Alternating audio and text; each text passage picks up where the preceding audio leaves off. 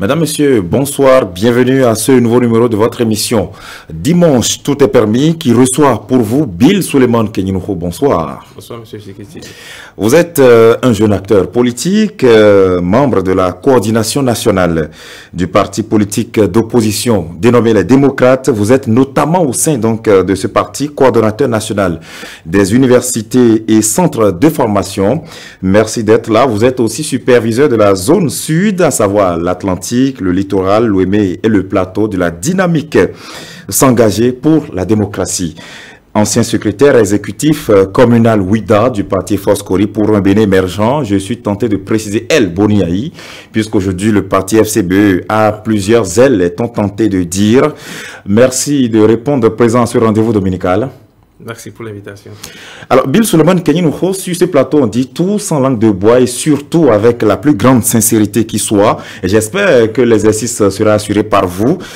Dans notre contexte sociologique, il est souvent dit qu'un jeune ne fait pas l'opposition. Aujourd'hui, êtes-vous à l'aise d'appartenir à un parti politique aussi peut-être radical qu'on appelle les démocrates au Bénin? Merci, Monsieur Thierry. Je remercie tous les internautes qui nous suivent en ce moment. Et je profite de l'occasion pour souhaiter une bonne fête de l'amour. Tout à fait, merci. À tout le peuple béninois.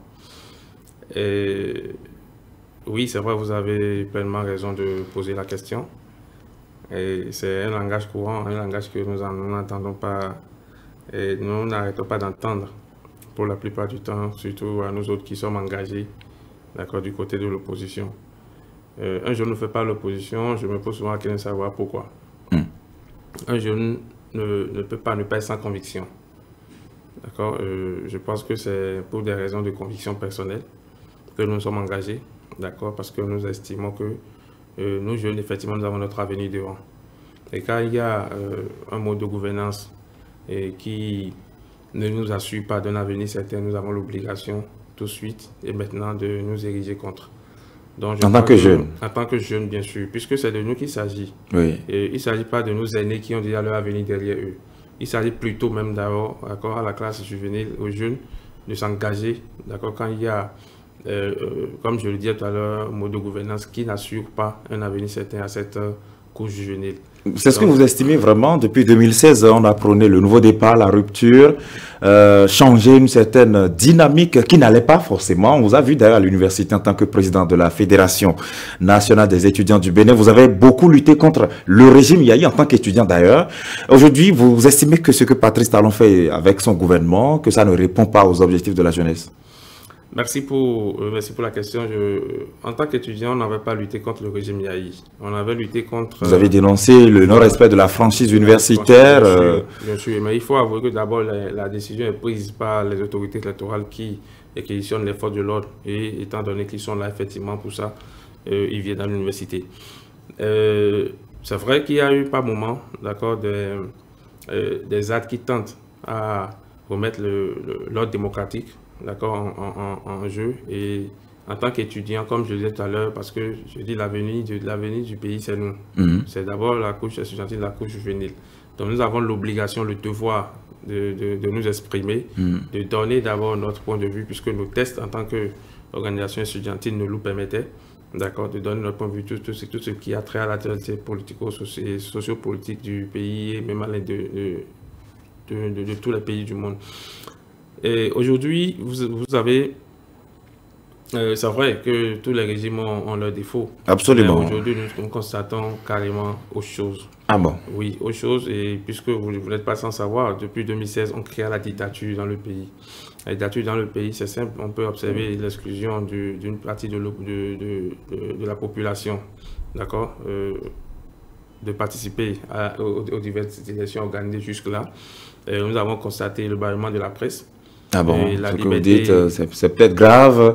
Vous dites qu'on a exclu une certaine partie de la population, on a bâillonné la presse. Ce n'est pas subjectif. De la population, non, c'est objectif. L'exclusion d'une partie de la population, ça s'exprime juste par le fait que des partis de l'opposition qui étaient légalement constitués en 2019 avaient en son sein quand même des militants qui sont d'origine béninoise. Donc, ça, ils font partie intégrante de la population béninoise. Donc, puisque ces partis ont été exclus d'accord, de cette compétition, on peut parler de l'exclusion d'une partie de la population. Et vous l'aurez constaté également par les différents taux de participation aux 2 élections qui ont été organisées par ce régime, où nous avons constaté un taux carrément faible et nous avons vu par la suite... Un taux de participation faible? Non, largement faible.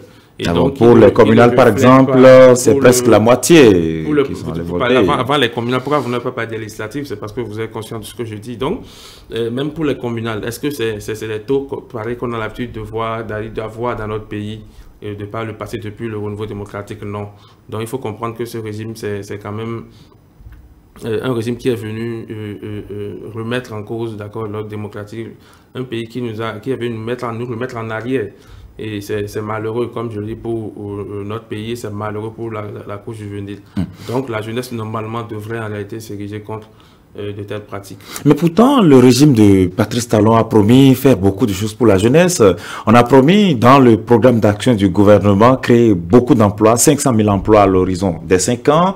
Beaucoup de choses certainement prévues. Vous avez l'impression aujourd'hui que le pari n'a pas été tenu. C'est pour ça que vous êtes allé au sein des démocrates?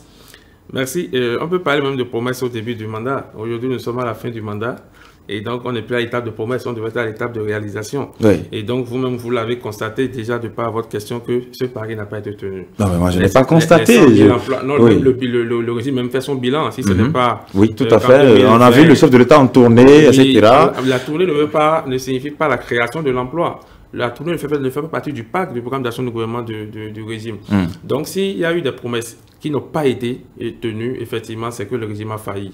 Et donc, ça fait partie du bilan du régime, si le régime a bel et bien un bilan. Donc, c'est dit qu'aujourd'hui, on devrait être à l'étape réellement des réalisations, d'observer concrètement ce qui est fait. Et vous l'avez constaté avec moi que depuis pratiquement 5 ans, c'est en 2020 qu'on nous a dit qu'on a créé, je crois, 200 000 emplois, et qu'on n'a même pas pu démontrer, on n'a pas pu toucher du doigt. Donc, je crois que c'est juste de la diversion. Et mais c'est vrai qu'ils disent que... La promesse de ces actions, d'accord, n'ont pas été en réalité concrétisées, vous-même vous le savez. Et ça ne justifie pas moi ma position dans l'opposition, non. Depuis 2010, d'accord, j'étais déjà membre de l'alliance Force Clé, et pas excusez-moi, Force Clé pour un Bénin émergent, et avec le parti Frappe. D'accord. De Feu Marcel de Souza, voilà, donc j'étais déjà dedans depuis. En 2011, on a œuvré pour la réélection du président Yahi, j'étais quand même un des piliers à Ouida. En 2016, nous avons fait avec la coalition pour le Bénin gagnant? Non, bon, bien sûr, mais avec le professeur Abiola, dont on a fait avec le candidat Lionel Jinsou. Tout à fait. Je voudrais dire que je suis resté dans la même ligne. Et donc, après, vous avez constaté qu'en 2018, l'Alliance FCB est devenue un parti politique. Voilà, et donc... Donc, c'est une constance dans la progression politique, c'est ça? Mais... Exactement. Donc, je n'ai pas... En plus, il faut avouer, c'est vrai que si le régime actuel avait quand même posé de bons actes, avait à cœur le bien-être de la population, le social, je pense que même l'opposition n'aurait pas sa raison d'être. C'est vrai qu'on ne peut pas avoir un pays sans l'opposition, on ne peut pas avoir une société dans laquelle à l'unanimité on peut se tenir, mais je pense que ça allait quand même nous permettre à nous jeunes de dire à nos aînés non, vous faites l'opposition aujourd'hui. Pourquoi? Parce que et on allait quand même faire un débat objectif. Nous jeunes, on allait se dire bon, avec ce régime, nous voyons effectivement quand même des actes qui sont des actions qui nous garantissent un avenir meilleur, d'accord, quitte à ce qu'on soutienne ce régime-là. Mais aujourd'hui, c'est totalement le contraire. Et donc, c'est... Mais dans le même temps, il y a certaines statistiques qui sont souvent publiées selon lesquelles le nombre de créations d'entreprises par mois se décuple de plus en plus. On a annoncé des chiffres où des milliers d'entreprises sont créées chaque fois par des jeunes. Est-ce que ce n'est pas parce que le régime aussi crée les conditions aux jeunes qu'ils viennent créer des emplois pour s'auto-suffire plus tard? Oui, merci. D'abord, il faut avouer que nous avons un régime qui ne nous rassure pas à travers les statistiques qu'on nous balance, puisque le régime même a fait en sorte que nous avons eu quand même des contradictions. Nous avons eu des déclarations, des chiffres souvent biaisés qui ne reflètent pas la réalité. Du coup, non, on ne pourra plus... Si vous dites chiffres biaisés, c'est que en face, vous avez des chiffres contraires. La réalité est là. Vous avez des chiffres contraires, vous. Si vous n'avez pas des chiffres contraires, c'est difficile pour vous de dire que ce sont des chiffres biaisés. Non, nous vivons la réalité. C'est pas quand même si nous avons des chiffres que nous-mêmes on dit oui, c'est vrai, quand même qu'on a vu des actions, on a touché, parce que nous sommes dans la population, nous cautionnons la population. C'est pas parce que nous sommes du côté aujourd'hui de l'opposition que nous sommes devenus aveugles ou bien nous ne vivons pas la réalité. Bien oui, mais voilà. Dans le même temps, les dirigeants sont dans la population, n'est-ce pas? Bien sûr. Mais vous constatez quand même que quand on est au pouvoir, il y a quand même à un moment donné une barrière. Bon, voilà. Donc, ces entreprises, il faut d'abord parler des entreprises existantes. Oui. Et combien, d'accord, ont survécu d'abord aux réformes du régime actuel. Il faut d'abord faire le point avant de parler des nouvelles entreprises créées. Les nouvelles entreprises créées, elles sont combien effectivement? Et vous-même en tant que jeune, est-ce que vous pouvez nous citer 5 jeunes qui aient quand même créé son entreprise aujourd'hui et qui arrivent à avoir de quoi réellement faire avancer cette entreprise-là? Je crois que non. Donc, pour ma part, c'est vrai qu'il y a peut-être des actions, d'accord, prévues dans ce sens, en guise de promesse, mais c'est resté peut-être encore à l'étape de projet. On ne sait pas peut-être si, pour quand c'est prévu, la phase concrète dans de la mise en œuvre de ces programmes-là. Mais la question que j'ai posée à l'entame de cette émission, est-ce que les gens ne vous la posent pas quand même? Pour dire, ben, Bill, comment se fait-il que tu sois dans l'opposition, etc. Ce n'est pas bon pour ta sécurité, etc. Est-ce qu'il n'y a pas des amis, des parents qui tiennent ce langage généralement? Bien sûr, encore que, bien sûr, il y a des amis qui craignent pour notre sécurité, puisque nous avons même fait... Ou même qui craignent parfois pour des conditions d'emploi. On dit, bon, quand tu critiques, oui, tu n'auras pas d'emploi. Bien sûr, et effectivement, nous vivons cela, parce que nous critiquons, nous n'avons pas d'emploi depuis... quelques années, mais ça ne nous dérange pas. Mais ça ne s'explique pas toujours par ça. Hein? Non, mais si c'est le prix à payer... Ça, ce n'est pas une explication absolue. Si c'est le prix à payer aujourd'hui pour libérer notre pays, je crois que nous allons faire le sacrifice nécessaire. Libérer le Bénin? Libérer le Bénin, bien sûr. Sérieux? Donc, vous voyez, ce n'est pas trop prétentieux? Les parents et les amis craignent pour notre sécurité, ils craignent pour notre sécurité sociale, notre sécurité physique et tout. Oui. Mais je crois que aucun sacrifice ne sera de trop pour, effectivement, comme je le dis, libérer notre pays de la dictature. Est-ce que le Parti Les Démocrates offre un plus aujourd'hui en termes de contenu aujourd'hui? Le Parti Les Démocrates, comme vous le savez, a été créé après, effectivement, la division au sein du parti Force Croix-Point Bénin Émergent. Et pourquoi le nom Les Démocrates? C'est parce que nous sommes dans un contexte aujourd'hui où, comme je le disais, les acquis démocratiques sont remis en cause. Donc, selon vous, c'est bien arrivé, d'accord. C'est plus facile de trouver, d'accord, une telle dénomination, puisque aujourd'hui, je crois que le peuple réclame sa liberté d'expression, la liberté d'opinion, sa démocratie, son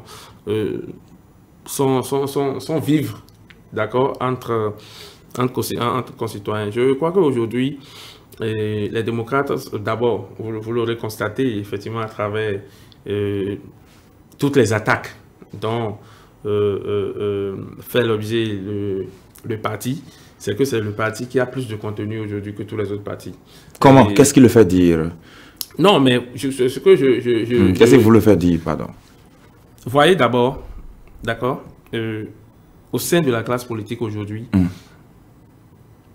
même pour la constitution, d'accord, des dossiers du parti, même le ministre de l'Intérieur l'a avoué, c'est depuis qu'il reçoit, d'accord, les déclarations de candidature, c'est le parti qui a déposé, qui a fourni un dossier impeccable, qui a eu moins d'observations. C'est une preuve, ce n'est pas juste une affirmation, mais la preuve est que c'est le parti qui a reçu moins d'observations. Donc, et vous n'avez pas la liste des observations des autres partis non plus. Non, hein? Nous avons, bon. En son temps, nous avons quand même entendu avec... tous les partis n'ont pas été créés dans les mêmes conditions et n'ont pas pu médiatiser leur démarche, etc., etc. Non, il y a des partis qui ont fait des sorties pour dire, voilà, nous avons reçu des observations et vous allez voir que c'est presque un livre, en réalité, de plus d'une centaine de pages. Mais ici, à peine, je crois, une dizaine de pages d'observations. Donc, il faut comprendre déjà qu'il y a du sérieux dans ce parti. Et d'abord, c'est le parti du peuple. C'est le parti du peuple béninois. Donc, je peux vous dire que nous sommes là. Est-ce qu'il suffit juste de mettre le mot démocratie dans tout pour prétendre être plus démocrate que les autres? nous ne prétendons pas être plus démocrates que les autres, mais il faut avouer que, vous savez, Oui. le Bénin a fait l'option, d'accord, depuis 90, d'un régime démocratique. Mhm. D'accord? Et le préambule le stipule très bien. Nous avons fait le choix, d'accord, du social, de la démocratie, de notre liberté.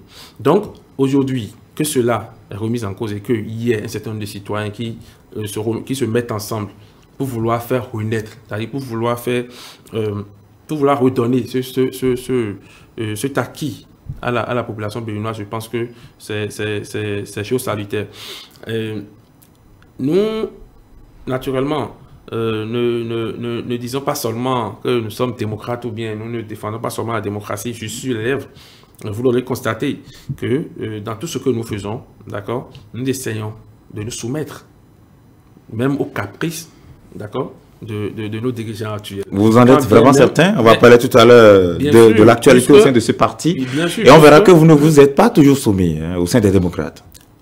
On s'est soumis, d'accord, il dit aux exigences même les plus capricieuses du régime actuel.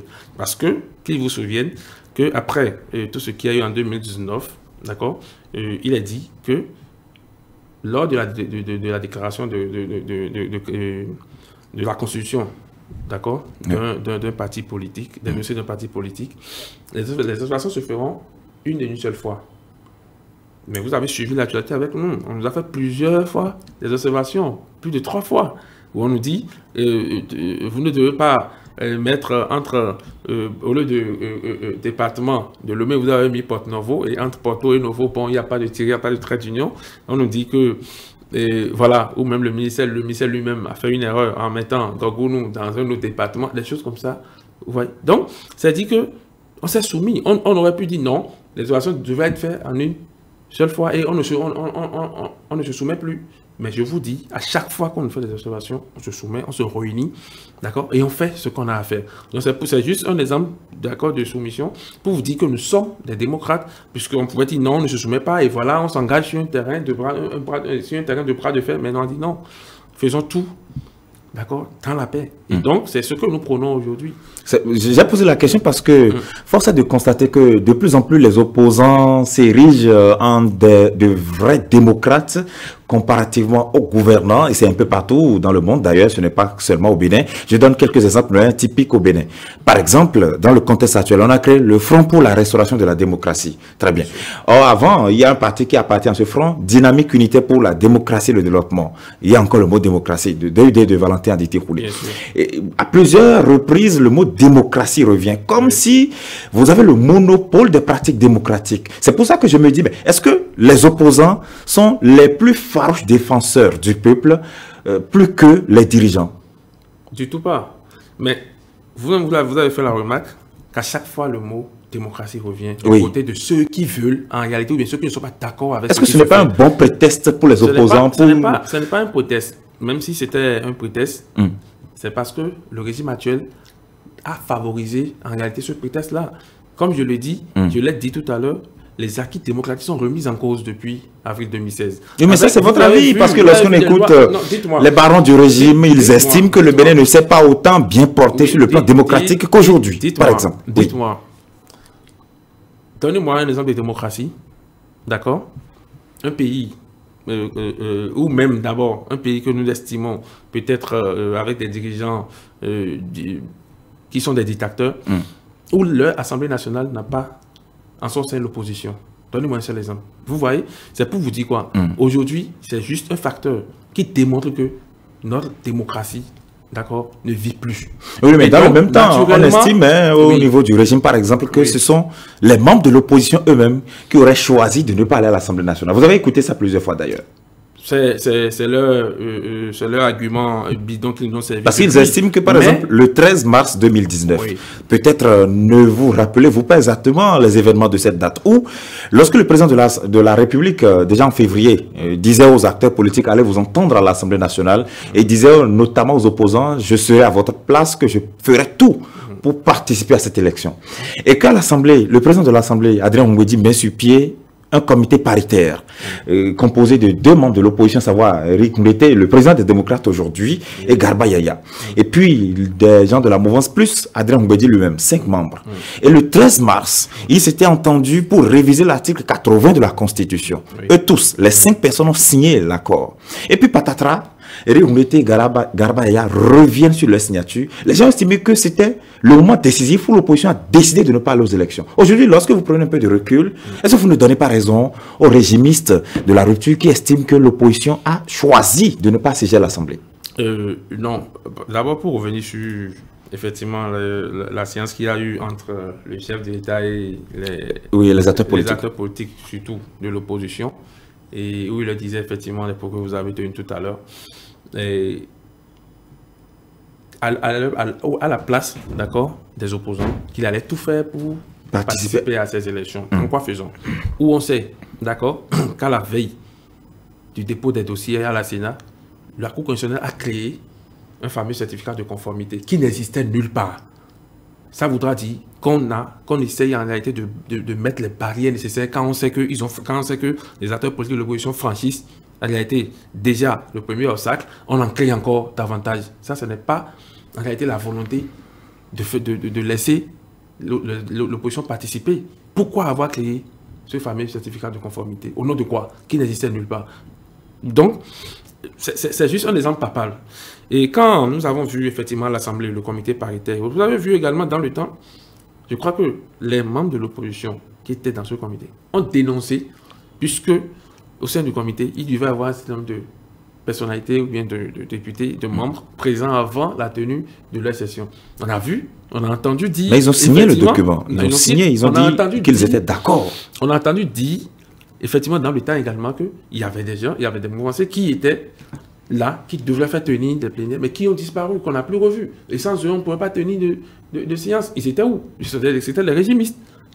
Vous voyez? Donc, pour ne pas revenir effectivement sur tout ça qui s'était déjà passé. Parce qu'on a estimé que c'est Boni Yayi, qui aujourd'hui encore est président d'honneur des démocrates, que c'est Boni Yayi qui oriente maladroitement les acteurs politiques de l'opposition en les éloignant de toutes les instances électorales, à tous les rendez-vous électoraux. En quoi faisant?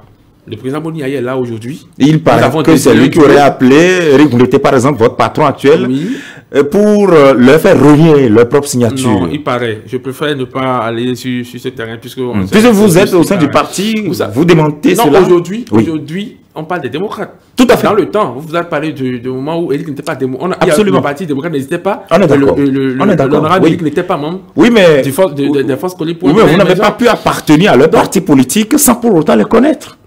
Vous les connaissez, vous savez comment ils ont animé la vie politique du Bénin. Bien sûr, bien sûr. Mais quand vous avez dit, moi j'étais pas là, et quand le président Boni Yayi aurait appelé et autres là, ça, comme vous avez dit, il paraît. Oui. Vous dites, je ne voudrais pas aller sur le terrain du conditionnel. Ce que je dis, c'est quoi? Le président Boni Yayi est un militant du parti Les Démocrates. Il est président d'honneur du parti Les Démocrates, certes. Mais le président Boni Yayi est là, d'accord? Et c'est la coordination nationale qui a décidé qu'on aille aux élections. C'est la coordination nationale qui a mis le comité de candidature sur pied, qui nous a... Là, vous parlez de la présidentielle. Exactement. Donc, c'est pour vous dire que quand on parle de Boni Yayi qui oriente, c'est un faux débat. Que ce n'est pas lui. C'est un faux débat. C'est juste parce qu'on a peur. C'est-à-dire que c'est lui qui fait le plus peur et que, bon, voilà. Et pourquoi il fera partie d'une organisation aujourd'hui et d'une formation politique aujourd'hui, parce qu'on sait qu'avec sa popularité aujourd'hui, avec la formation politique, ça fera mal. Et effectivement, c'est tout. Oui, mais si c'est ça. D'où vient le discours des démocrates selon lequel on ne veut pas du parrainage, par exemple? Parce que les démocrates ont adopté cette position tout le temps. Et arrivé à la Sénat, lors du dépôt des dossiers, les hommes des médias que nous étions sur place, on tend le micro à Eric Ngoulété, votre président, qui dit, même si le parrainage était à offrir, nous n'en voulons pas. Quelques temps après, ou quelques secondes après, la candidate, en tout cas en pôle position, Rika Madougou, dit, le parrainage nous a été confisqué, ou nous a été refusé. Alors, d'où vient ce discours de, on ne veut pas le parrainage au sein des démocrates? On ne veut pas le parrainage au sein des démocrates parce que les démocrates, nous faisons partie, comme je le dis, de l'opposition. L'opposition ayant été exclue, d'accord, des élections, des 2 dernières élections. Donc c'est vrai qu'il y a eu 6 maires, mais bon. Et communal, nous n'avons pas d'élus. Capable de parrainer. Nous n'avons pas d'élus. Capable de parrainer. De nous parrainer. Et qu'on vous demande, d'accord, un parti d'opposition, qu'on vous demande de venir d'abord soumettre votre projet de société aux élus de la mouvance avant d'espérer avoir des parrains. Non, attendez, c'est une aberration. Donc, on ne peut pas accepter cela. D'où le discours du président Henrique. D'où le discours du président Henrique. Et vous savez bien que la Cour africaine des droits de l'homme a sorti un arrêt qui demande à ce que nous revenions avec l'ancienne constitution de 1990.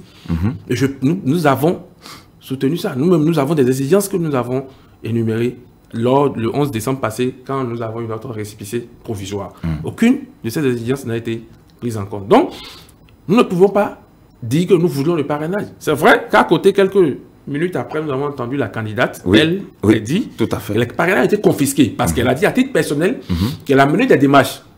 À titre personnel, qu'elle a mené des démarches. Et on va revenir sur Elsa démarche. D'abord, ce qui m'intéresse là tout de suite, c'est d'où est venu ce discours, qui a donné ce mot. Est-ce que c'est Éric Ngoundété, lui, qui dit, en tant que président du parti, je ne voulais pas ou je ne voudrais pas que notre parti politique aille prendre ces parrains-là qui sont de toute façon acquis à la solde du chef de l'État, tel que vous venez de le dire, ou bien est-ce que c'est Boni Yayi qui, quelque part dans l'ombre, en tant que président d'honneur, compte tenu peut-être de son adversité avec Patrice Talon, est-ce que c'est lui qui dit non, on n'ira pas aux élections avec le parrainage? Le président a dit qu'il est le président du parti, les démocrates, mais il ne prend pas de décision unilatérale. Je pense, d'accord, que ce qu'il a dit, quand il tient un discours, sachez que c'est l'avis du parti. Parce qu'il y a des instances du parti qui se réunissent quotidiennement. En dehors des instances du parti, il y a des responsables du parti qui se retrouvent quotidiennement. Et donc, quand le président... Est-ce que ce sont ces instances-là qui ont décidé de ne pas aller prendre le parrainage? Oui, naturellement. On peut dire que c'est le parti, puisque les instances du parti représentent le parti. C'est les instances de décision du parti. Et nous avons dit, par exemple, je peux vous dire qu'à une réunion de coordination nationale, nous avons dit, nous ne voulions pas de ces parrains, puisque nous estimons que ce n'est pas en réalité opportun pour nous d'aller nous mettre devant les responsables d'un parti politique pour dire que nous sommes en train d'exprimer notre projet de société. On ne peut pas nous dire aujourd'hui que nous allons à une compétition et d'aller nous soumettre, d'accord, et peut-être soumettre nos stratégies et autres, d'accord, ou bien tout ce que nous voulons mettre en œuvre pour le bien-être du peuple à l'équipe adverse. Non, c'est inadmissible. Ce faisant, est-ce que vous ne faites pas preuve là de ce que les gens qualifient, c'est-à-dire d'une volonté manifeste de ne pas aller aux élections? Parce que vous savez très bien qu'en allant à la Sénat sans les 16 formulaires de parrainage minimum requis, que votre dossier ne passerait jamais. Lorsque vous le savez et que quand même vous désirez d'y aller, est-ce que ce n'est pas une volonté manifeste de ne pas participer à l'élection? Merci. Vous n'avez pas vu peut-être notre stratégie. Alors, quelle est la stratégie? Je ne vous dirai pas autre chose que ce qui est fait. Oui. D'accord? Oui. Notre candidate a mené des démarches personnelles pour avoir des parrains. Elle n'a pas eu. D'abord, non. D'abord, le parti lui-même a sa position. Elle est membre du parti. Non, on va parler d'elle tout à l'heure, mais le parti, les démocrates. Oui, c'est ça, et vous dit. D'accord? Oui, le parti, les démocrates. À sa position. Il n'y a pas de parrainage à prendre. Justement. Très bien. Mais puisque, d'accord, ce que vous venez de dire, pour éviter cela, pour ne pas laisser effectivement cette image, d'accord, de nous n'avons pas fait des remontrances à notre candidat de dire pourquoi elle a fait des démarches. Ça voudra dire quoi? Nous, notre parti, ça y est, c'est formel. Notre décision est formelle. Nous ne voulons pas de pareil. Mais est-ce qu'elle va s'imposer aux démocrates en tant que candidate? Elle ne va pas s'imposer. Est-ce qu'un militant peut s'imposer aux instances du parti? Puisque nous savons que même ces élus n'ont pas le parrainage avec eux. Non, mais comment vous pouvez savoir si vous ne demandez pas? C'est ça, oui, ça paraît curieux. C'est ça. Vous dites, nous ne voulons pas de parrainage. Des élus. Tout à fait. Mais vous dites, nous ne voulons pas. Que des citoyens béninois. Oui, mais vous dites, nous ne voulons pas du parrainage. Et après, vous vous offusquez de ne pas avoir le parrainage. Est-ce que ça c'est pas cohérent, complémentaire? Non, je dis, ça fait partie de nos stratégies. Et aujourd'hui, au moins, nous avons démontré à la face du monde que d'abord, les démocrates sont capables de désigner des candidats au sein du parti. Nous avons démontré que nous pouvons payer notre caution. Nous sommes prêts à aller aux élections.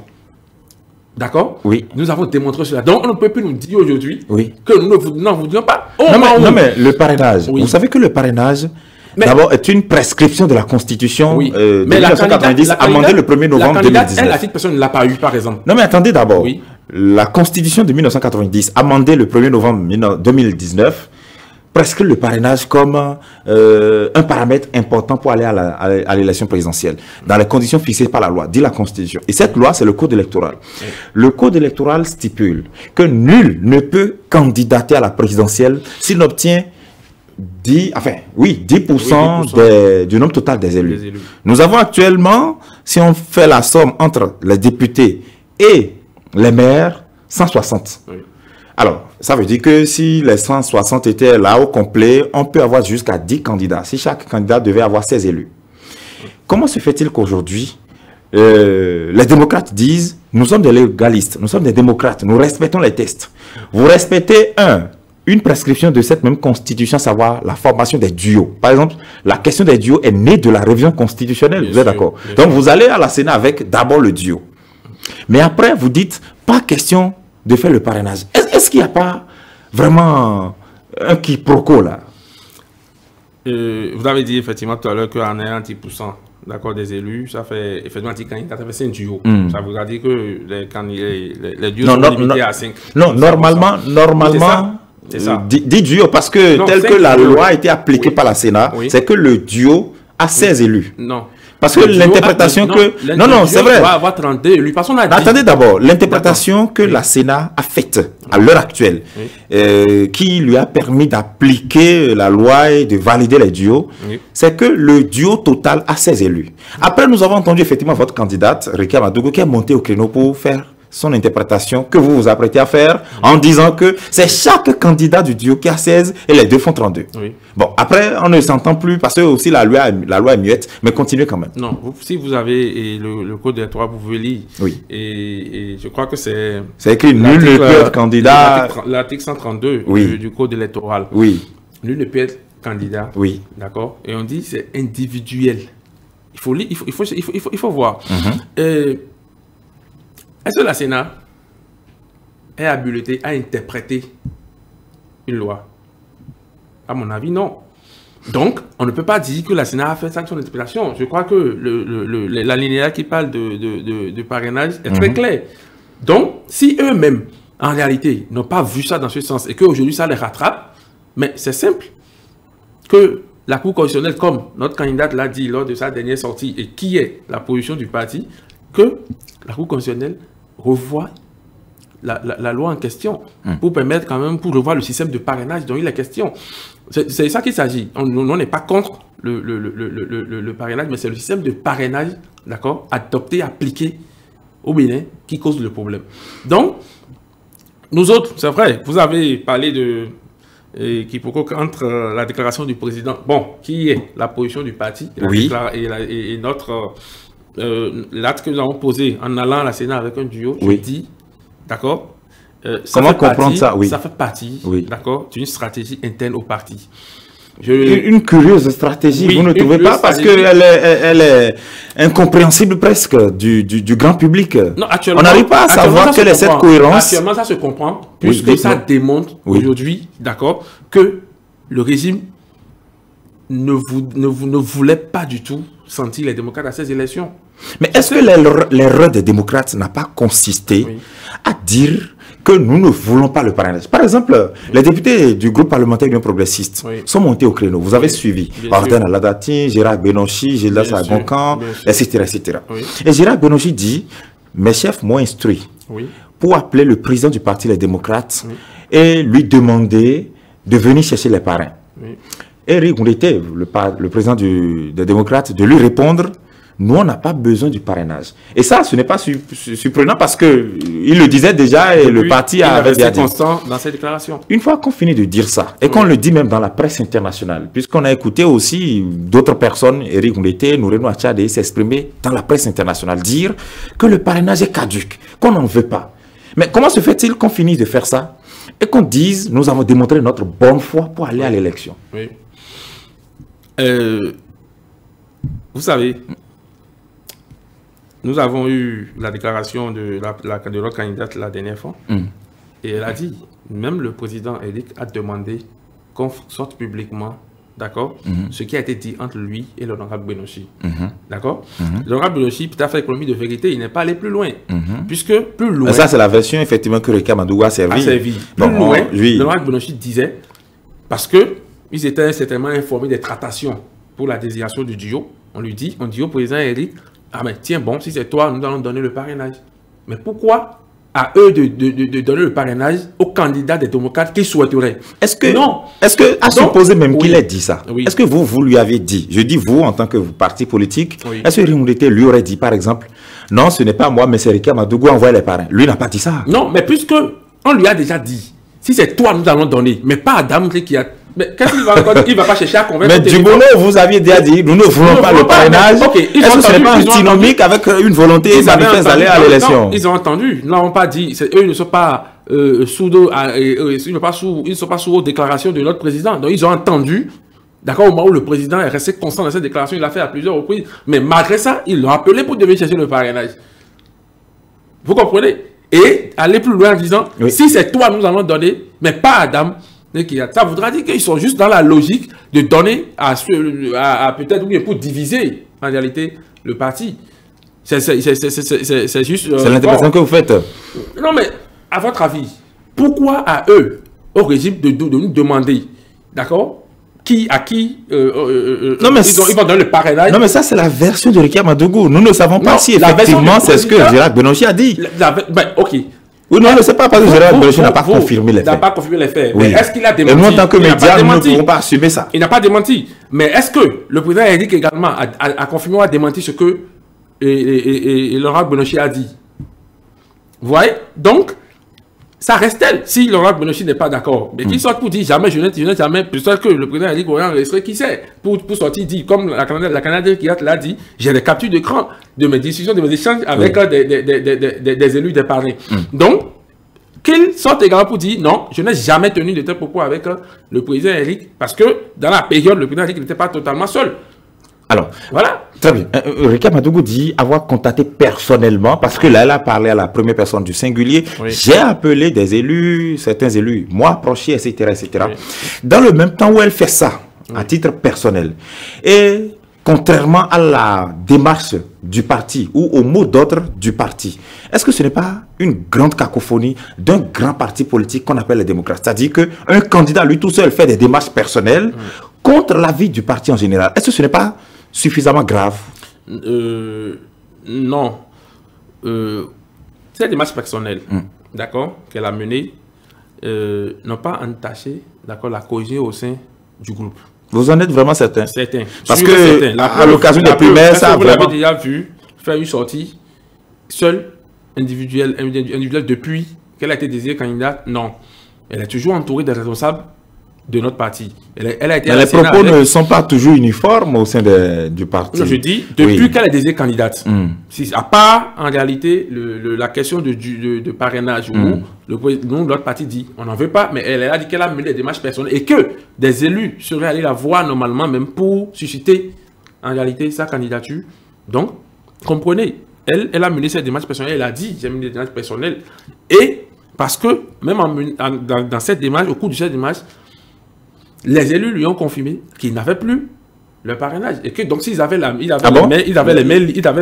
élus le lui ont dit comme ça, parce que j'ai l'impression que c'est elle son interprétation. Est-ce que les élus lui ont dit, ah madame Reka, vous êtes revenue, mais là nous n'avons plus nos formulaires? Ils ont dit ça? Mais la preuve, vous avez vu la sortie d'un député UP hier, et bon, on a vu la vidéo circuler hier de l'honorable Afo Tidjani, oui. Mais qu'est-ce qu'il a dit?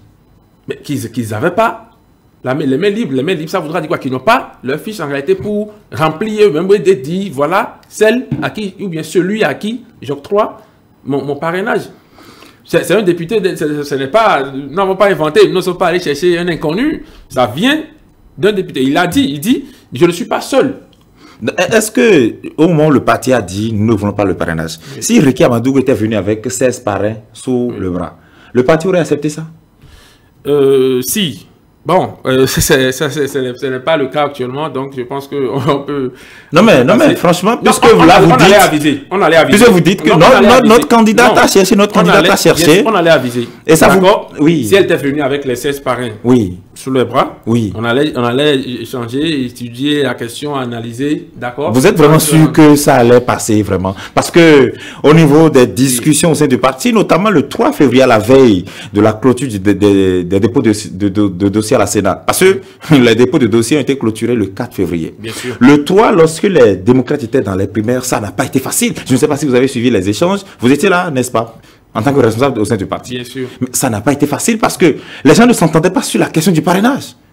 C'est pour ça que je demande, est-ce qu'il n'y a pas eu une grosse cacophonie au sein des démocrates qui lui a valu vraiment sa participation ou sa non-participation à l'élection? Non, je peux vous dire qu'à la veille du 4, depuis, je crois, 2, 3, 4, tout à fait. Nous, on avait déjà fini avec la question du parrainage. Les débats... Vous avez dit pas question de parrainage. Non, les débats n'étaient plus dans ce sens. D'accord? Bien. Les débats, c'était plutôt à l'interne où, bon, vous avez constaté qu'il y a plusieurs qui étaient candidats. Oui. Et il y a des candidats, bon, que le parti n'a pas désigné. Oui, c'est pour ça que je parlais en disant, si Réki Amadougou était venu avec ses parrains, est-ce que vraiment vous êtes sûr que le parti allait accepter? J'ai l'impression que, après avoir fait cette démarche, elle a peut-être entendu au sein du parti, ah non, on ne veut pas du parrainage, elle a dû arrêter sa démarche. Tout porte à croire que c'est ce qui s'est passé. Supposons que c'est ce qui est passé, ça voudra dire qu'elle s'est... comment on appelle, qu'elle s'est remise. Elle a pu continuer la démarche. Voilà, ça c'est ce qu'on appelle la discipline du groupe. Alors là, inutile d'accuser alors les élus pour dire qu'on a confisqué leur formulaire. Non, c'est eux-mêmes qui l'ont avoué. Et je peux vous dire, si on sort même du parti, les démocrates, il y a le Front pour la restauration de la démocratie. Et au sein de ce front, vous avez vu, il y a un parti. Oui. Je crois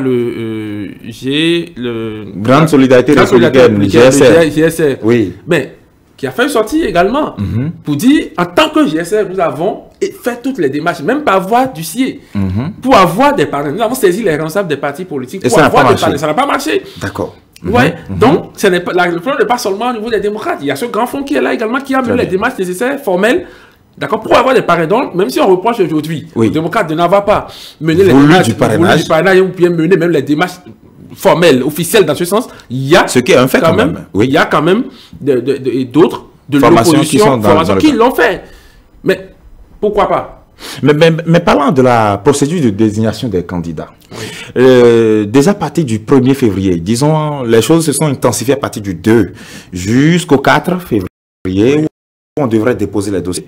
On ne savait pas vraiment qui serait candidat du parti Les Démocrates. On a peut-être entendu, et il y a eu un premier duo qui a été sorti, qui a même suscité une certaine liesse populaire, Joël Aïvo, Réki Amadougou. Et les gens se sont dit, voilà, et c'était même le duo proposé par le FRD, Front pour la restauration de la démocratie, y compris les démocrates. Mais on a l'impression, quand on lit les communiqués de Valentin Adité Koulé, que plus tard, il y a eu quelque chose qui s'est passé, et les démocrates se sont encore rétractés. Que s'est-il passé à ce niveau? À ce niveau, avant de venir à ce qui s'est passé également au sein des démocrates, vous avez vu, ça fait partie de la déclaration du président du GSR, qui disait que c'est une stratégie de l'opposition, d'accord, qui est de présenter deux différents duos. C'est une stratégie de l'opposition qui est de présenter deux différents duos. Vous savez, je vais vous dire, pour résumer, effectivement, tout ce que vous voyez comme incompréhension, cacophonie, bon, selon vous, c'est que face à un régime qui fait usage au quotidien de la ruse, il faut lui opposer également la ruse. Ah, on n'a pas l'impression que vous êtes rusé, hein? Non, on a l'impression que vous êtes un peu brouillon. Justement, c'est votre interprétation. Mais quand vous nous traitez, nous autres, de brouillon, par exemple, alors qu'au même moment, le régime actuel, si je prends l'exemple, c'est le premier exemple qui me vient comme ça, il y en a plein. Si on prend l'exemple des élections communales passées, où on sait que certains maires ont été désignés ou élus à base d'une disposition, mais que d'autres qu'on a dû suspendre l'installation et qu'on repart à l'Assemblée sous prétexte pour revoir le code avant de revenir continuer l'installation. On appelle ça quoi? Ça n'est pas de l'ordre. Ça, c'est du brouillon également. Donc, Ce n'est pas que c'est nous. Oui, mais face à ça, oui. Est-ce que ça ne vous impose pas à vous de vous mettre suffisamment encore en ordre de bataille? À supposer même, parce que tout s'est passé comme si le régime a profité de la scission au sein du parti. C'est comme un magouilla qui voit qu'un mur s'est fissuré et s'y engouffre. On a l'impression qu'après le régime a profité de ce moment de faiblesse du parti pour s'y engouffrer. Est-ce que si vous avez vraiment fait ce constat que vous venez de faire, que le régime est suffisamment rusé, etc., etc., ça ne vous impose pas encore de vous prendre plus au sérieux pour vous organiser davantage? Et vous savez, malheureusement, nous avons affaire aux êtres humains. Nous avons affaire à des hommes et nous ne sommes pas peut-être tous là, d'accord, pour le même but. Le régime n'a pas attendu qu'il y ait division ou bien qu'il y ait malcompréhension avant de pénétrer, si je peux le dire ainsi, excusez-moi le verbe. Mais déjà, depuis la création d'accord, de notre parti, on a commencé par nous infiltrer. Des gens ont été envoyés spécialement, d'accord, pour rester et semer de la zizanie après. C'est grave ce que vous dites. Non, mais qu'est-ce que nous avons constaté? Sinon, on ne peut pas comprendre, d'accord, que certains parmi nous, que ce soit coordonnateurs, ceux que nous avons suspendus, on a suspendu, vous avez qu'on a suspendu des responsables du parti. On en parlait d'eux tout à l'heure. Voilà, on a suspendu des responsables du parti. Mais ce n'est pas juste par plaisir, ce n'est pas juste parce que le président Eric devrait signer quelque chose, devait signer un papier que, bon, il fallait lui sortir quelque chose qui signe. Non. C'est pour ça que j'ai pas de cacophonie. Parce qu'il y a eu des actes d'indiscipline, c'est parce qu'il y a eu des actes de trahison que nous avons suspendu ces camarades-là. Donc, c'est pour vous dire... Ce que vous qualifiez d'acte de trahison. Oui. Est-ce que ce n'est pas parce que, par exemple, je parle, moi je vais donner les noms, Corentin Kouaoui, René Agossa, par exemple, est-ce que ce n'est pas parce qu'eux, ils sont allés négocier les parrains contre l'avis du parti que vous les avez suspendus? Je vous remercie pour avoir pris effectivement l'exemple de ce duo. Et Corentin Kouaoui n'a pas la même responsabilité que... Bon, non, René Agossa n'a pas la même responsabilité que Corentin Kouaoui au sein du parti. Corentin Kouaoui est un vice-président. Il est un des vice-présidents du parti. Il est vice-président du COUFO du parti. Et René Agossa est venu avec son parti pour adhérer au parti après même que le parti ait quand même fini de remplir toutes les formalités administratives et autres là. Donc, ils n'ont pas de même responsabilité. Corentin Kouaoui est responsable du parti. D'accord? Quand il a participé en tant que vice-président à tout, comme je vous le disais tout à l'heure, pratiquement il y a des responsables du parti qui se voient quotidiennement. Quand je prends le président et les vice-présidents, ils se voient, c'est vrai que ce n'est pas une instance formelle du parti, mais ils se voient puisque le parti doit mener quand même des activités au quotidien et autres, donc avant pour respecter le délai, pour faire convoquer peut-être la coordination nationale ou bien le comité permanent et autres, il y a quand même des urgences qu'il fallait régler. Donc, le président du parti et les vice-présidents se voient fréquemment. Et qu'on entend comme vice-président qui participe à tout. Mais est-ce qu'à un moment donné, il a donné son avis ou bien il a dit voilà ma position et que ça n'a pas été pris en compte? Non, il était là, tranquille. On ne pouvait même pas soupçonner qu'il avait peut-être des velléités. Voilà, vous voyez?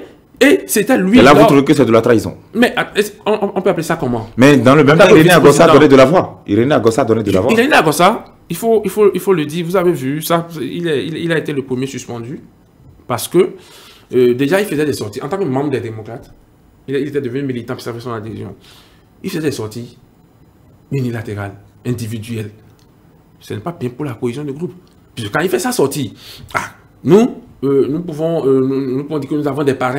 Oui, et les démocrates ont des parrains. Ils parlent au nom des démocrates sans avoir, comment on appelle, l'avis, sans avoir le quitus du parti et aller parler au nom du parti, c'est inadmissible. Ça, c'est de l'indiscipline. Il fallait, à un moment donné, le rappeler à l'ordre.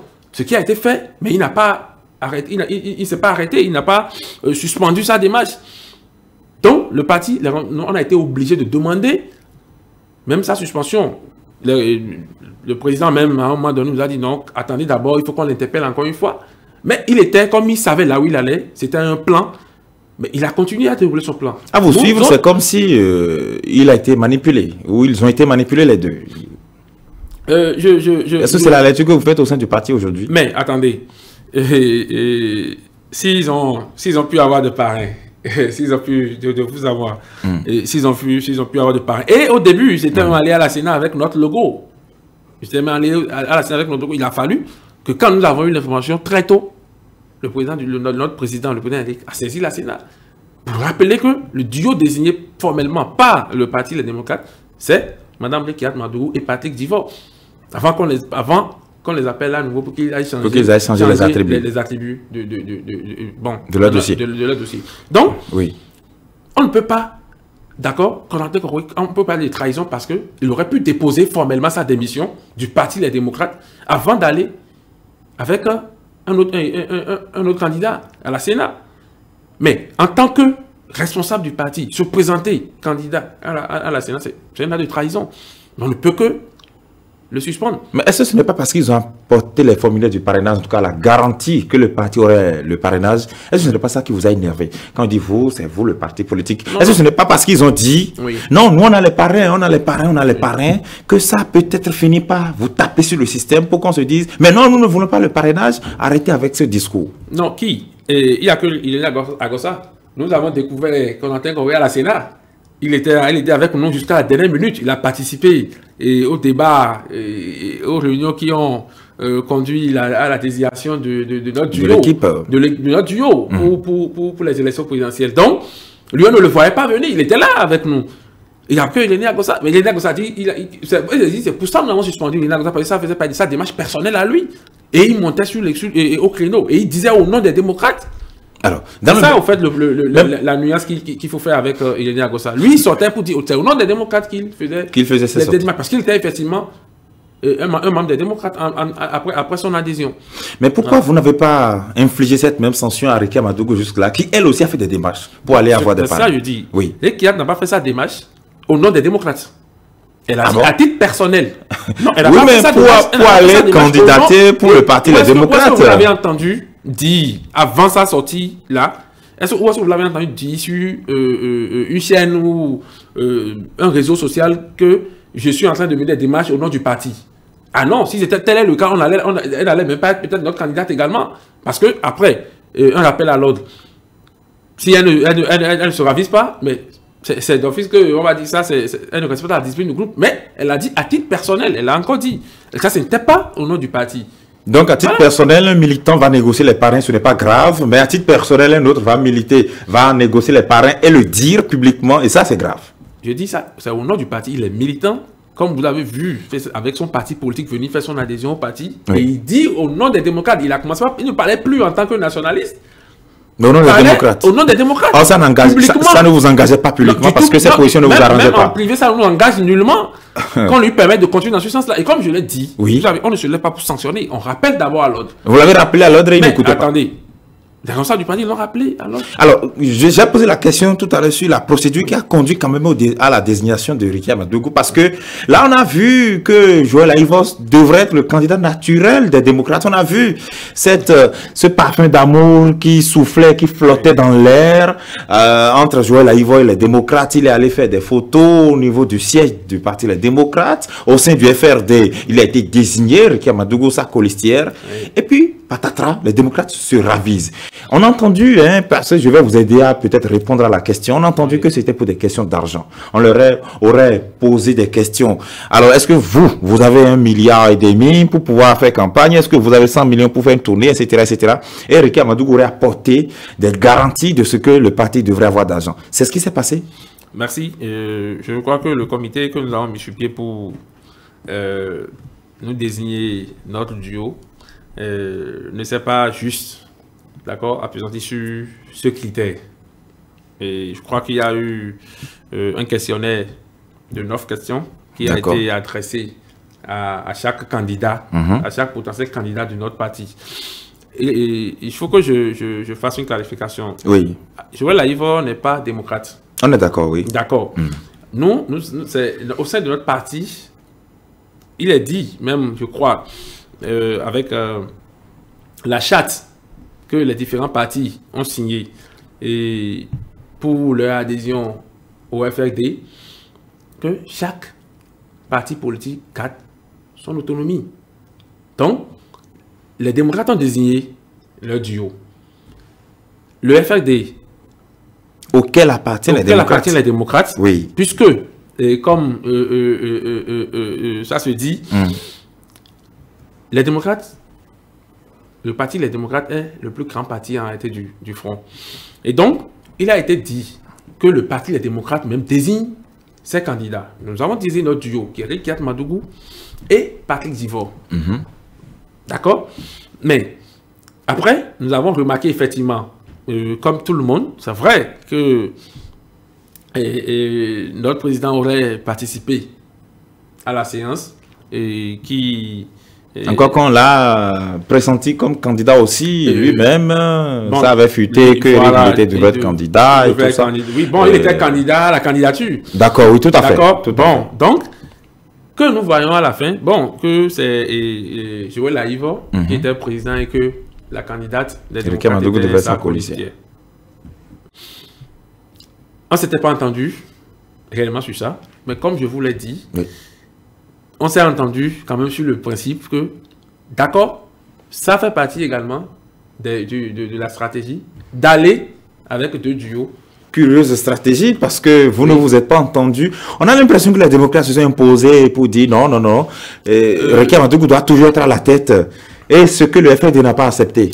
Bon, il faut avouer. Oui. Naturellement, nous avons effectivement souhaité que le Rikiat Madougou prenne la tête du duo du front. Et pourquoi? Naturellement. Est-ce que ce n'est pas pour ce que je viens d'évoquer, question d'argent? Non, pas question d'argent, je vous l'ai dit. D'autres ont même dit que c'est parce que le président togolais Faure Gnassingbé, dont elle est la conseillère, mettait aussi la pression pour qu'elle soit à la tête. Bon, mettez la pression à qui, je ne sais. Moi, je ne sais bon, pas, je suis membre de la coalition. Aux démocrates, puisque c'est les démocrates qui ont lutté pour qu'elle soit à la tête. Tout à fait. J'ai participé activement, d'accord, à toutes les séances. Oui. D'accord, même qu'à dernière minute, on devait aller à la Sénat. Oui. Donc, c'est pour vous dire, à aucun moment, nous n'avons entendu le nom du président Faure futé. D'accord? Donc, je ne sais à qui il a mis pression, je sais qui il a appelé, et parlant des démocrates, je ne sais. Donc, je peux vous dire, personnellement, ça n'a été jamais objet d'un critère, non, en notre sein, du tout pas. Nous avons vu, d'accord, une femme dont nous connaissons le parcours. Une femme, on voit un être humain du sexe féminin devant nous, mais nous savons qu'en réalité, ce n'est pas une femme. Vu son audace. Puisque, pour la petite histoire, vous savez, déjà qu'à moins de 30 ans, elle avait déjà commencé à lutter dans ce pays. Donc, pour nous autres, nous avons dit il nous fallait quand même aussi quelqu'un d'aussi engagé. De sa trempe. De sa trempe. Mais est-ce que vous n'avez pas considéré aussi les pesanteurs sociales, sociologiques des Béninois? Par exemple, vous savez que c'est les 6 ans, Marie-Élise Bédo n'ont jamais réussi à se faire élire.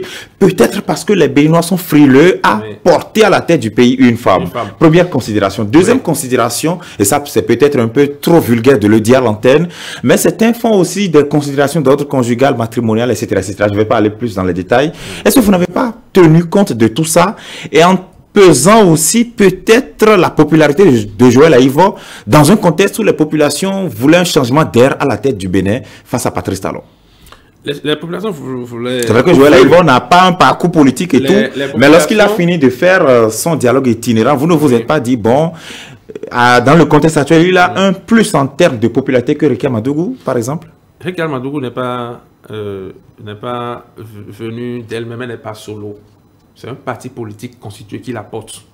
D'accord? Oui, et moi je pose la question... Il ne pèse pas plus que le parti Les Démocrates sur le terrain.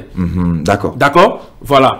Donc, nous avons effectivement souhaité.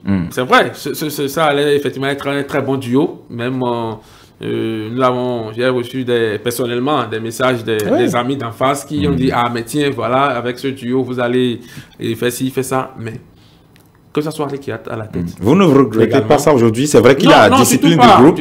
Mais Bill Suleiman Kenyinouho lui-même, se détachant du parti Les Démocrates de la volonté du groupe, vous ne vous dites pas aujourd'hui personnellement que c'était quelque chose qui aurait pu faire mouche devant Patrice Talon?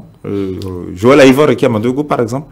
Rikiat Madougou, Joël Aïvo, Rikiat Madougou. Non, Joël Aïvo, Rikiat Madougou. Joël Aïvo en tête, Rikiat Madougou derrière. Parce que l'ordre aussi importe beaucoup. Oui, mais moi j'estime, d'accord, que quel que soit l'ordre, d'accord, et avec tout national qui est là aujourd'hui, et je dis, vous avez dit tout à l'heure, le peuple béninois voulait d'un changement. Non, le peuple béninois veut toujours d'un changement. Et là, c'est simple, il suffit juste qu'on ouvre, comme la candidate le dit, un tout petit peu la compétition aujourd'hui, et vous allez voir les scores dans les unes.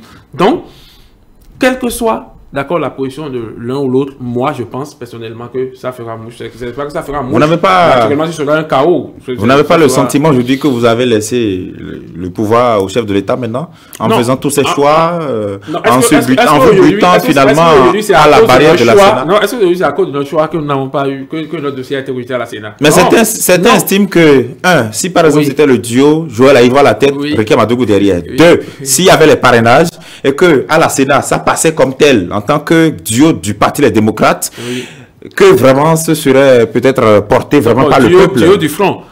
Vous avez parlé de... Oui, duo du front. S'il y a le parrainage, dans les 6, il y a le parrainage. Oui. Non seulement Aïva, en tant que candidat du front, et avec les démarches officielles, n'a pas pu obtenir les parrainages. D'accord? Donc, ce n'est pas le duo Aïva qui va forcément, à cause du duo, avoir le parrainage. Donc, je dis, si notre dossier a été rejeté à la Sénat, ce n'est pas à cause donc, ce n'est pas pour ces raisons. D'accord. Voilà. Alors, Bill Souleymane, on va finir dans quelques instants. Vous avez été aussi au sein du parti politique Force Kouri pour un Bénin émergent. Bien sûr. Et après, lorsque le parti Force Kouri pour un Bénin émergent s'est divisé, Boniaï a démissionné, est parti, suivi de Nourenou Tchadé, beaucoup de cadres FCB qui sont partis, vous les avez aussi suivis. Et raison pour laquelle vous avez d'ailleurs atterri aux démocrates aujourd'hui. Mais FCB, pour vous, c'est un douloureux regret ou bien c'est un mauvais souvenir? Mauvais souvenir, non, je dirais peut-être un douloureux regret parce que c'était un très bon parti. Franchement, c'était un très bon parti qui avait du contenu et vous le savez très bien. Et puisque c'était le cas, bon, il fallait quand même tout faire pour détruire le parti. Et c'est ce à quoi nous avons assisté, puisque si c'était un parti, il y a d'autres partis dans le pays qui n'ont pas subi ce que ce parti a subi pour qu'on en soit là aujourd'hui. On aurait pu faire beaucoup avec ce parti politique. Je pense que si le parti était resté en l'état et que nous avions participé au communal, je pense qu'on devrait avoir peut-être plus d'une cinquantaine de maires. Ça, c'était... C'est votre avis. Non, c'était quand même les sondages. C'est votre avis. Donc, oui. On peut parler de vraiment un regret très douloureux, puisque, bon, vous avez vu ce qui s'est passé. Mais aujourd'hui, on peut dire quand même que l'histoire nous donne raison, puisque ceux-là qui étaient les meneurs, d'accord, de cette division au sein du parti aujourd'hui subissent également, puisque nous voyons qu'aujourd'hui, maintenant, vous voyez tout ce qu'il y a comme bruit entre les responsables de ce parti, le secrétaire exécutif et son adjoint, voilà, jusqu'à ce qu'on suspende l'adjoint et autres là, donc vous voyez déjà que ça ne va pas aussi là-bas. Du genre, voilà, elle qui est partie de la sorte, je pense, mais ils ont encore de très jours sombres, de jours très sombres encore devant eux. Ah bon? Puisque vous aurez le temps de remarquer. Donc, nous autres, voilà, moi je ne pouvais pas, d'accord, aller avec eux. Et puisque, comme je l'ai dit, je fais ce que je fais par conviction. Quand bien même ceux qui sont de l'autre côté, l'autre, elle aujourd'hui, je m'entendais un peu plus avec eux. Je n'ai pas hésité à leur dire, je ne suis pas d'accord pour ce que vous avez fait. Les démarches qui ont conduit à l'obtention de récépissé là sont des démarches bancales. Parce que, en tant que membre fondateur, personnellement, j'étais membre fondateur du parti FCBE. Je n'ai jamais participé à un congrès, d'accord, pour tout ce que vous avez vu. Donc, du coup, personnellement, je laisse toutes les choses, mais personnellement, je ne pouvais pas accepter ce qui a été fait puisque je suis un militant et j'étais un militant du parti. Donc, voilà. Donc, aujourd'hui, un peu de regret, etc. Et non, mais aujourd'hui, avec les démocrates, je pense que c'est une belle histoire. Nous avons commencé et nous sommes en train... Mais la volonté ou l'objectif d'un parti, c'est de conquérir et d'exercer le pouvoir. Et c'est un peu douloureux chaque fois de ne pas pouvoir exercer le pouvoir, de passer à côté des joutes électorales. Non, ça fait encore jusqu'en 2023. En tant que parti, les démocrates, je crois que c'est notre première élection. Qui est la présidentielle. Nous allons participer aux élections présidentielles de 2021. 2021. Nous allons participer aux élections présidentielles de 2021. Comment? Vous aurez le temps de constater. Ça ne va pas être du fétichisme quand même. Du tout pas. Ce n'est pas de la magie. Vous allez participer comment? La Sénat ou la Cour constitutionnelle? Le peuple ne se laissera pas faire cette fois-ci. Nous n'allons pas accepter cette exclusion cette fois-ci. Donc, tenez-vous tranquille. Est-ce que ce n'est pas un langage à la Guillaume Soro? Non, du tout pas. Vous aurez le temps de Vous allez participer légalement? Légalement à ces élections. Puisque... Oui.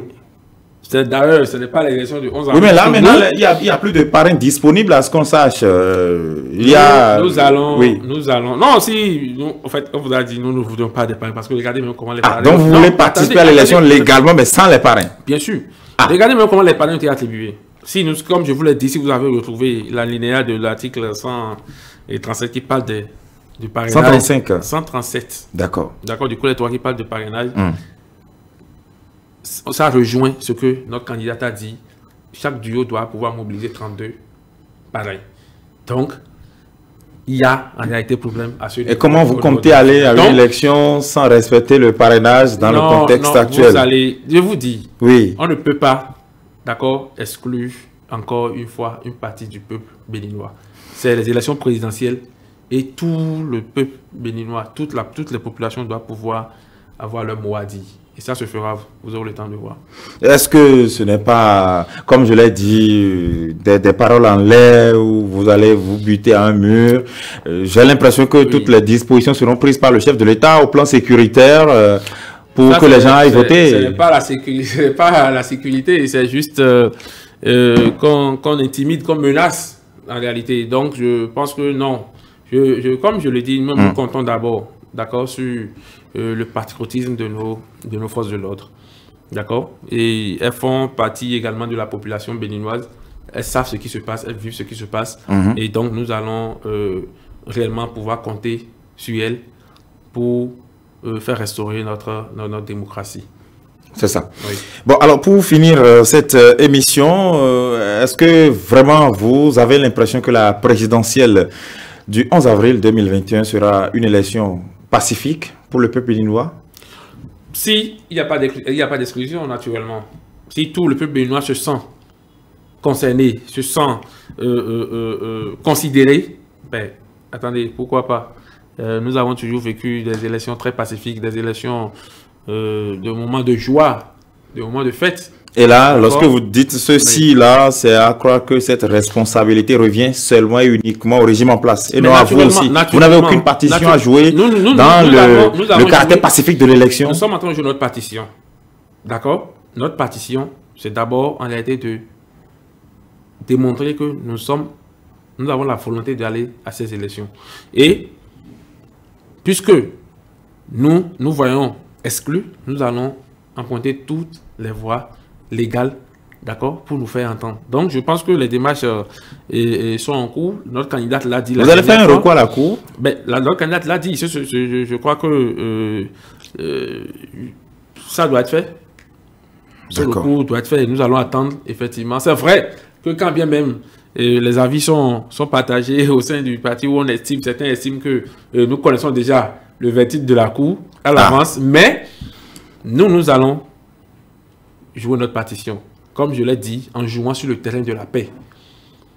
Voilà. Donc nous n'allons pas, nous ne sommes pas violents. Les démocrates ne sont pas du tout violents, ne sont pas du tout dans la logique de la preuve, comme je vous l'ai dit.